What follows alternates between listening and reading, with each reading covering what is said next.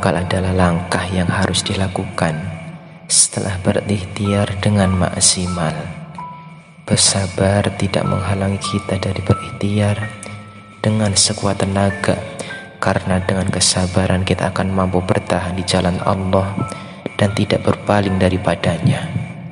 Meski jalan yang ditempuh penuh rintangan dan memakan waktu yang sangat lama, dengan bertawakal kepada Allah kita hanya bergantung kepadanya dan mengadukan masalah hanya kepadanya.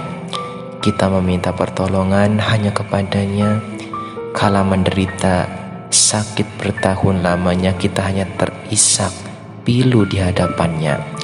Kita bermohon kesembuhan hanya kepadanya.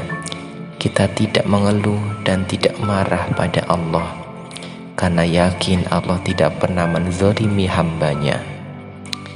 Bila kita sakit, kita hendaknya bersabar menerima ketetapan Allah, mengembalikannya segala urusan hanya kepada Allah.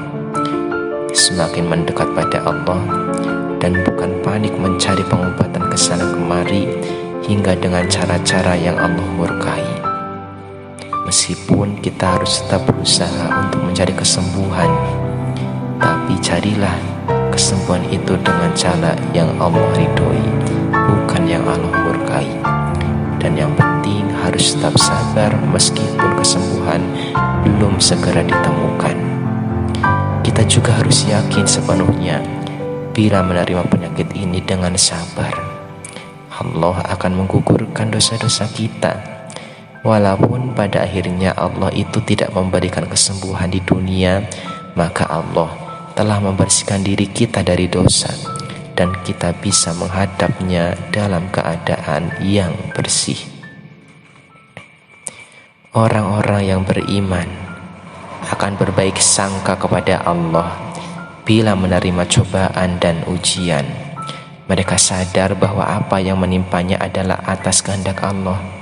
Oleh karena itu, usaha yang dilakukannya untuk keluar dari ujian itu pun sejalan dengan keridhaan Allah, sehingga tidak melenceng ke arah jalan yang justru dilarang oleh Allah itu.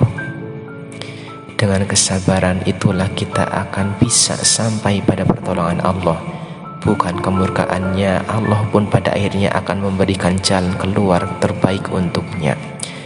Ujian dan cobaan adalah hal yang harus dihadapi oleh setiap mukmin. Bila mendapat suatu ujian, berarti kita adalah seorang terpilih yang mampu menghadapi ujian tersebut. Itu adalah rintangan, itu adalah tantangan yang harus dibuktikan. Mampukah kita bersabar menghadapinya? Kemana selanjutnya akan melangkah? Di jalan yang Allah ridhoi atau yang Allah murkai? Mungkin disinilah ujian sebenarnya. Apakah kita akan semakin mendekat kepada Allah atau malah lari menjauh daripadanya dan mencari pertolongan pada selain Allah? Na'udzubillahi min dzalik. Semoga kita termasuk orang yang berlari kepada Allah dan bertawakal kepadanya dengan menyerahkan segala urusan hanya kepada